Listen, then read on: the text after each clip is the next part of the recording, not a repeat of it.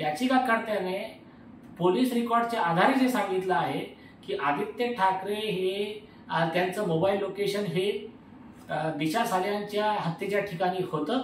त्या दिवशी आदित्य ठाकरे व इतर आरोपींचं तिथं मोबाईल लोकेशन होतं आणि इतरही अनेक पुरावे आहेत। सदर प्रकरणात आदित्य ठाकरे यांनी जे इंटरव्हेन्शन हस्तक्षेप याचिका जी दाखल केली आहे त्याचं उत्तर आणि त्यांच्या याचिकेतल्या चुका, त्यांचा खोटेपणा हे उघड करणारा एक शपथपत्र आणि त्याचं अर्ज हे श्री रशीद खान पठाण यांनी उच्च न्यायालयात दाखल केलं आहे। त्याच्यामध्ये हे स्पष्ट केलं आहे की आदित्य ठाकरेंनी म्हणजे बाकीचे गुन्हे तर सोडाच, त्यांनी हायकोर्टासोबत सुद्धा फ्रॉड केला आहे, उच्च न्यायालयाची फसवणूक केली आहे।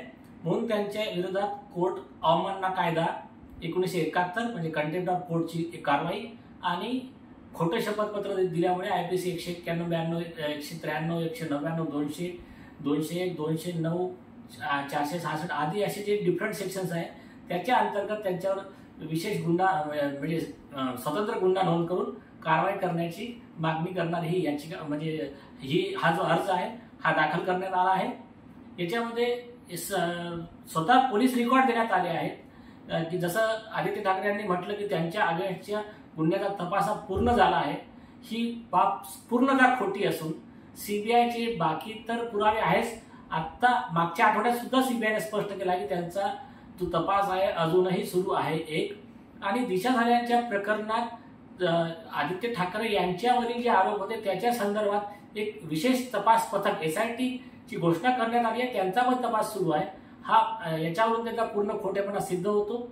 तसेच याचिकाकर्त्याने पोलीस रेकॉर्डच्या आधारे जे सांगितलं आहे की आदित्य ठाकरे हे त्यांचं मोबाईल लोकेशन हे दिशा साल्यांच्या हत्येच्या ठिकाणी होतं।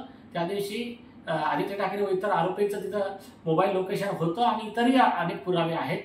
अशा परिस्थितीमध्ये आदित्य ठाकरेंनी जो बचाव घेतला होता की 8 जून 2020 रोजी मी त्यावेळी तिथे नव्हतो आणि मी माझे आजोबा वारले होते, मी तिकडे गेलो होतो, तर हा पुरावा सुद्धा त्यांचा खोटा ठरला आहे।